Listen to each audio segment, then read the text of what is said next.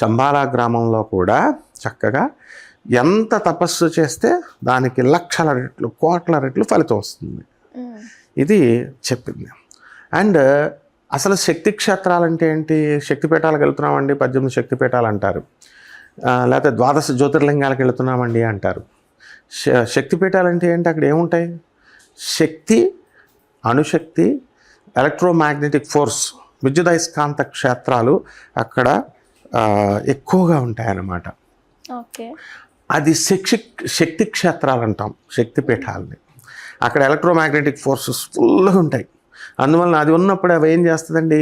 భూమిని అట్రాక్ట్ చేస్తుంది. భూమి ఏం చేస్తుంది? అట్రాక్ట్ చేస్తుంది. ఎలక్ట్రోమాగ్నెటిక్ ఫోర్స్ ఉన్నప్పుడు పైనుంచి ఏదైనా ఇనప పదార్థాలు కానీ, లేకపోతే ఈ న్యూక్లియర్ వెపన్స్ కానీ, రియాక్టర్స్ కానీ పైనుంచి వెళితే అది లాగేస్తుంది అనమాట. సో అక్కడ 1996లో arms drop out Purulia district అని కొడితే వచ్చేస్తుంది గూగుల్లో. ఇక్కడ ఏం జరిగిందంటే, ఈ జ్యోతి బసు ముఖ్యమంత్రిగా ఉన్నప్పుడు డీస్టేబుల్ చేయాలి అని చెప్పేసి గవర్నమెంట్ని వాళ్ళంతా కూడా AK-47 గన్స్ తీసుకొస్తున్నారు.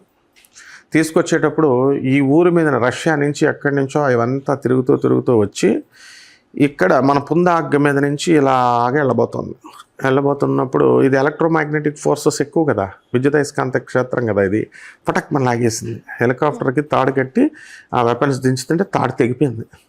ఆ ఊర్లో 2-3 చప్పున పిస్టల్స్ అన్నీ పడిపోయినాయి, AK-47 గన్స్ అన్నీ. నేను అప్పుడు అక్కడే ఉన్నాను.